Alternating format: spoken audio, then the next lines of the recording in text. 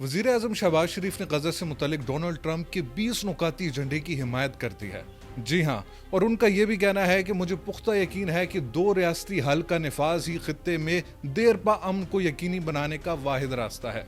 अमरीकी सदर Donald Trump और इसराइली वजीर आजम बेनियामिन नेतन्याहू ने गजा के लिए एक नए अमन मंसूबे पर इत्तेफाक का इजहार करते हुए हमास को तंबिया की है कि वो भी इस मंसूबे को कबूल करे।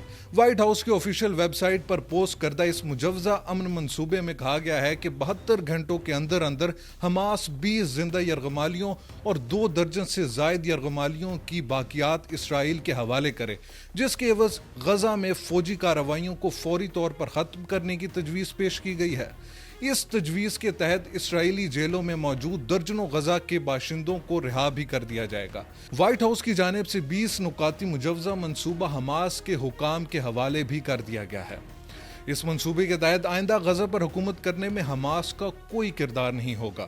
गुज़िश्ता रोज डोनाल्ड ट्रंप और नेतन्याहू के दरमियान व्हाइट हाउस में होने वाली अहम मुलाकात के बाद एक न्यूज़ कॉन्फ्रेंस से खिताब करते हुए सदर ट्रंप ने इस मंसूबे को अमन के लिए एक तारीखी दिन करार दिया था, लेकिन साथ साथ उन्होंने ये तंबिया भी की कि अगर हमास इस मंसूबे पर राजी नहीं होती तो नेतन्याहू को हमास के खतरे को ख़त्म करने का काम सरअंजाम देने के लिए अमरीकी हिमायत भी हासिल होगी। इस मौके पर बेंजामिन नेतन्याहू ने कहा था कि अगर हमास इस मंसूबे को मुस्तरद करती है या इस पर अमल नहीं करती तो इसराइल काम तमाम कर देगा। डोनाल्ड ट्रंप के मंसूबे के तहत हमास अपने हथियार डाल देगी और इसकी सुरंगों और हथियारों की तैयारी के मराकज़ को तबाह भी कर दिया जाएगा। मंसूबे में कहा गया है कि हर इसराइली यरगमाली की बाकियात के एवज 15 फलस्तीनियों की बाकियात वापस की जाएंगी। मंसूबे में यह भी कहा गया है कि एक बार जब दोनों फरीक इसराइल और हमास इस पर मुत्तफिक हो जाएंगे तो गजा की पट्टी में फौरी तौर पर मुकम्मल इमदाद की फराहमी शुरू कर दी जाएगी। अमरीका ने गजा पर मुस्तकबिल की हुक्मरानी के लिए अपने मंसूबे का एक खाका भी पेश कर दिया है।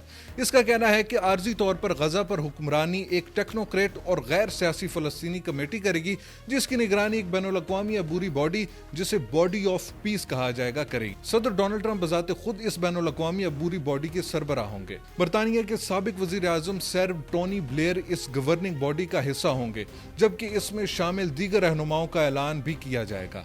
टोनी ब्लेयर ने इस मंसूबे को जुर्रतमंदाना इकदाम करार दिया है। बरतानवी वजीर आजम सर केयर स्टार्मर ने इस मंसूबे का खैर मकदम करते हुए कहा है कि हम तमाम फरीकों से मुतालबा करते हैं कि वो इस मुआहदे को हतमी शक्ल देने और इसे हकीकत में बदलने के लिए अमरीकी इंतजामिया के साथ मिलकर काम करें।